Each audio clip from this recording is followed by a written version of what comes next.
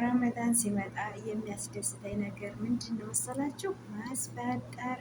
ወላሂ እንዴት እንደሚያስደስተኝ አብሶ በእኛ በገጠር ያለው ድባብ ረመዳን ሲመጣ እንዲህ እርክ 8 ቀን ምናምን ከጾምን በኋላ ከአማት ቤት ከእናት ከአባት ቤት እንደዚህ ያለው ፍየሉ በጉን እየጎተተ የሌለው ደግሞ የኔ ቢጤ ማለት ነው ዶሮውን አንጠልጥሎ በማራቢያው ልጆቻችን ያዝ አድርገን ከውዱ ሀቢቦቻችን ጋር ስናስፈጥር ስንጓዝ እንዴት እንደሚያስደስት ማለት ነው። አሰላሙ አለይኩም ወራህመቱላሂ ወበረካቱ። ውድና እየተከበራችሁ የሶፊ ዩቲዩብ ቻናል ቤተሰቦች በሙሉ ሰላም ብያለሁ።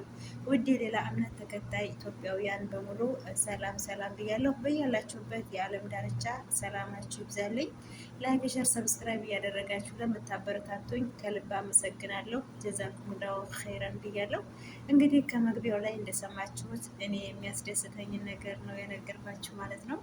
ረመዳን ሲመጣ ቤተሰብን ማስፈጠር ወላሂ እንዴት እንደምጓጓ ደርሶ እስከምህር ድረስ ቤተሰብን ሰርፕራይዝ ማድረግ በጣም ያስደስተኛል። እና እንግዲህ ውድ እህቶች እኛም ስደት ላይ ሆነን ቤተሰቦቻችን እንዳንዘነጋ አብዛኛዎቻችን ትዳር የያዝን አብዛኛዎቻችን ደግሞ ማሻአላ ተባረከ ረህማን እንደዚሁም ኒካህ አድርገን ከትዳራችን ጋር ገና አልተገናኘን ብዙም አለን እና ዱንያ ወላሂ ማፊ መድሮስ ማለት ነው። እችን አድርጊያ ብንል ምችም አትሞላም እና ሂሳብ ሳታደርጉ ያለቻችሁን ለቤተሰቦቻችሁ ዘርጉ ማለት ነው። ሙፋጃ አድርጓቸው።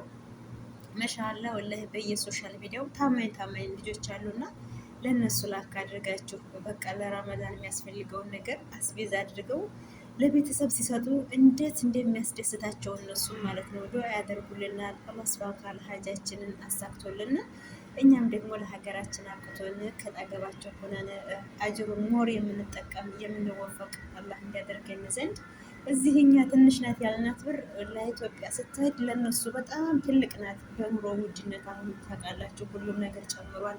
ግን ብር ብንልክላቸው ብር ብንሰጣቸው በቃ የሆነ ነገር አድርገው ነው እንትን የሚጨርሱት ማለት ነው። ላኪን ግን እኛ የሚያስፈልገውን ነገር አስቤዛ አድርገን ስንልክላቸው እነሱን የበለጠ ያስደስታቸዋል። እና እንሻላ ሁላችሁም አትዘንጉ፣ ቤተሰቦቻችሁን አስፈጥሩ ለማለት ነው።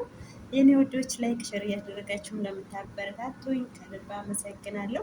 ላይክ ማድረጋችሁን አትርሱ። በቀጣይ ቪዲዮ እስከምንገናኝ ድረስ በያላችሁበት የዓለም ዳርቻ ሰላማችሁ ይብዛልኝ።